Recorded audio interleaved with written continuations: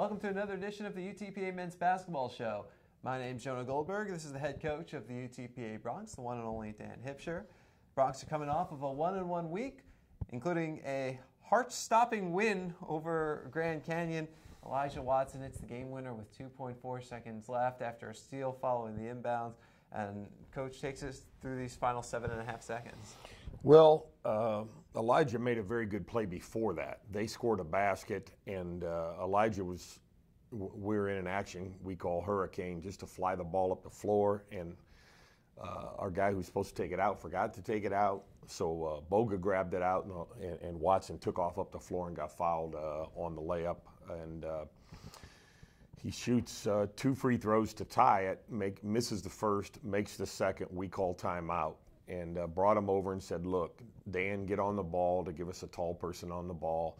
And then we tried to deny and face guard all the inbounds. And, you know, did a good job with it, forced them clear to the sideline in front of our bench. And Alexander, their player, was being guarded by Hines, and he kind of caught the ball but bobbled it, and then Hines poked it loose. Dan Kamasa dove on the floor, grabbed it, turned around, kicked it to Watson, and Watson took it to the basket and made a very difficult layup over 2 guys to put us in position to win. So it was crazy. I felt like in a lot of ways the right team won. I mean, I thought we played well enough to win.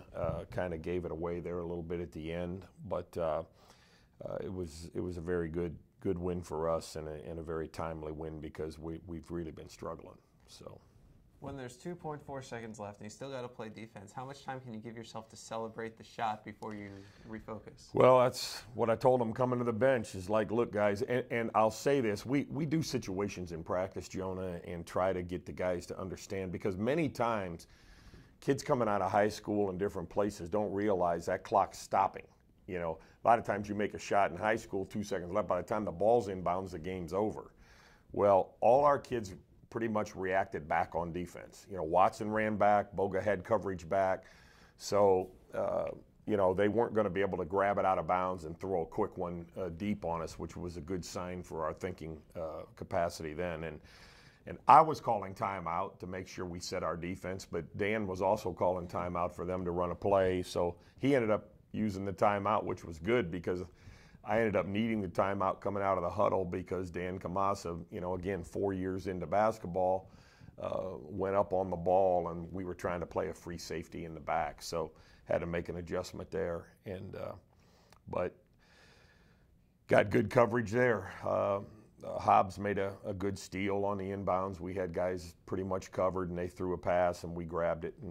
But I told Hobbs, again, he kind of almost walked with the ball when he stole it. And I said, you know, the game's not over when you steal it. You have to dribble it or hold it and pass it. And so we had to get past that part of it too, but that's part of the growing pains. You must have loved to see that, you know, your team had the early lead. Grand Canyon, they just kept coming back, kept bombing threes, but every time they'd come back, your team would push them away, or then the 1 time or 2 times Grand Canyon took the lead late, somebody, I think it was Boga, a couple times would hit a big shot and bring you right back into it. Yeah, we got right back on it, and the kid that made a play to give him a 2-point lead was a difficult shot, but you're right. You know, they've got to be disappointed too. 11 for 23 from a 3 line, that's unbelievable, to be honest. And taking 23 threes and making 11 of them, you lose many games like that. But on the other side, you don't lose a lot of games when you shoot 55% like we did. It was an offensive game. Neither team really ever got the other team stopped. And we tried multiple defenses and different things, but it's difficult for us, Jonah, because Gennari is a sophomore, Dan's a freshman, Hines is a junior, but, you know, and Boga's just not a real gifted defender, although he is a good stealing the ball.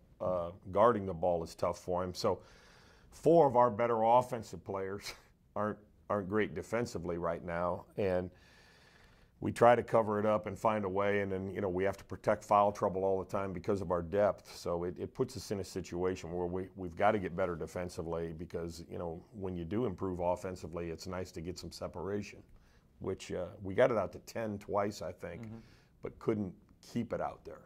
You talk about the foul issue. They were clearly keying in on Janari down the stretch, especially after he picked up his 4th foul. They just went right at him, and it actually led to an interesting situation in a tight game. You had to take out your leading scorer.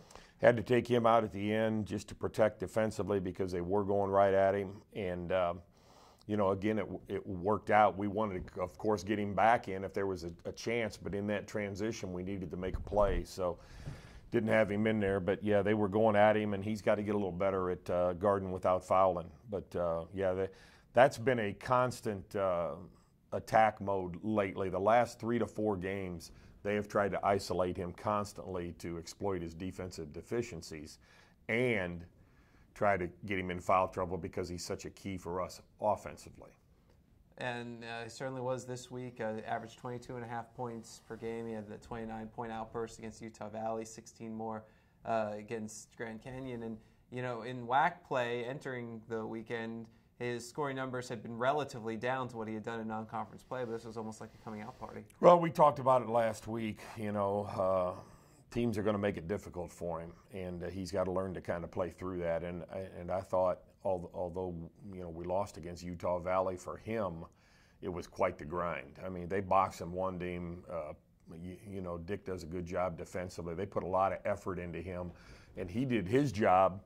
Unfortunately, he didn't get any help that night. So, and again, we didn't get them stopped. They shot the ball well and played well. Give them credit too. But that night, he's 8 for 13. Kamas is 3 for 4. The rest of the team was at like 12 for 39 or something like that. So, makes it difficult to be successful with just 2 guys playing well on the offensive end. But the team bounced back in a big way Saturday. So what did you do on Friday? Did you do something different in between games? Well, we really, you can't do a ton between those games. A lot of walkthrough about what they do, some of the coverages we want to run, and then some shooting and some work. But we worked a little on the mental side with the kids too. Had a meeting and kind of got them in a circle and had them identify each one some traits that they think they're positive or good at that can really help the team, like attributes in basketball. I listed about 16 attributes and said, look, what do you feel like you can do? And one of the attributes, one of them at the top was like, do you have an excellence in an area? And then the second were attributes that maybe you could contribute with the team. And they wrote them down, and then they had, I identified them for the team, and the team got to talk amongst itself that, well, Jonah, you're not really that good at that. But you may think you are, So they had to get honest with each other and themselves. And, it's just a little thing I've done in the past sometimes when I think maybe guys have some unrealistic visions, and then also to try to develop the team aspect and get them to communicate, because when you actually say it in front of everyone, then it means something. It's easy for me and you to talk, Yeah. But when you have to say it in front of everybody, it kind of brings things out. So I thought it was good for us, but we played with a little more confidence. And one of the things I've talked to the kid about, I sub for mental mistakes, defensive errors, inability to run offense, in terms of a play or execute. But I seldom sub for missing a shot. It's like what you can make, what you should take, and an open shot's an open shot. That's what you're trying to get. You don't get a lot of them, okay? You're not going to get 3 open looks in one possession. So when you do, you've got to take them. And I thought Shaq Hines and Shaq Boga were both turning down shots that were available to us and important to us. Utah Valley didn't even guard Shaq Hines. And I said, Shaq, you've got to take those. And to be honest, for us to win, you have to make those because, you're that quality of player. So I thought he played much, much more aggressively and much better on Saturday. Yeah, he was attacking. Both Shaqs went 8 for 15 from the field and tied for the game high or team high in 18 points. Well, it helps. You're looking there with 18 apiece, and then Janari 16, and we got nice production out of Elijah. That 4th spot has really been difficult for us. And now we get Osborne with 6, Watson with 7, Hobbs with 2, 7-6. There's 15 points out of a spot we haven't been getting a lot. So, you know, that helped a little. Dan did, you know, didn't have a great game, but, you know, he had 6 points on 3 of 5, and he didn't do the rebounding job he normally has done, but it was just a lot better. And you can see by Boga's assist that other guys made shots after the pass, which was a good thing. Yeah, the assist to turnover ratio impressive, 20-10, including 7-1 for Boga, 6-1 for Watson. Yeah, and they played with more pressure than Utah Valley played with.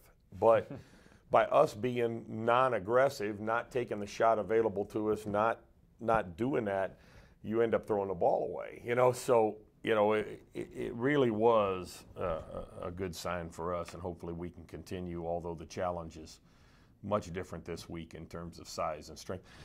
Grand Canyon is a team kind of like us. They're a little bit of a, you know, although Dan's a good center for us, we're still a little bit of a donut because he's so young. And Grand Valley plays the same way. And we talked Grand Canyon, I'm sorry. Yeah. We talk about the, you know, the production off the bench, you know, more on Watson. He also had the 6 rebounds too. I mean, you know, we see the spurts every now and then from him, and you know, when he does games like this, you see just how good he can be. Yeah, he's an aggressive kid. He's a tough kid, and again, the shooting is a problem for him right now, but there's other ways to contribute. And like you said, 6 assists, 1 turnover, 3 for 4, you know, mostly, you know, driving layups. But he did hit a 15-footer, although he missed 2 out of his 3 free throws. But and you know, he took a 3, but it's the kind of 3 that right now he should be taking. The clock was under 10 seconds, and you're wide open. That's time for you to, you know, you got to go ahead and knock it in. But you know, he had a really good, excellent all-around game and a good mental game in terms of doing his job. And Shaq Boga, speaking of threes, he had a couple there. I know that had been an area of improvement in conference play, but he knocked down 2. Yeah, he 0 for 3 or in the first half, and then I think he went 2 for 3 in the second half. And it's just we've got to be able to take and make a few of them. You know, it's Janari makes his share, and we need somebody else that can stretch the defense. And finally, Shaq hit a couple, and he'd really been fighting it. You saw him shaking his head out there. He took a wide open 3 down in front of their bench and missed it a foot left in the first half. That's mental. That's not physical. Okay, so. But you know what? He fought through it and made a couple when we needed it in the second half. Well, so you come away with your second WAC win and improved to 2-3 in WAC play in what's looking like it's going to be a similar WAC to last year. A lot of teams, you know, kind of stacked up right in the middle, and it's just going to be scratching and clawing the entire way through. No doubt about it. New Mexico State is got the physical ability to dominate. They've got Mullins back now. He was Conference Player of the Year last year. He'd been out for 10 or 11 games. He showed up this past weekend against Grand Canyon and Utah Valley. But other than that, it's a dogfight every night with an opportunity, if you play well, to have a chance. So it's going to be a tough battle, but they again will be the team to beat.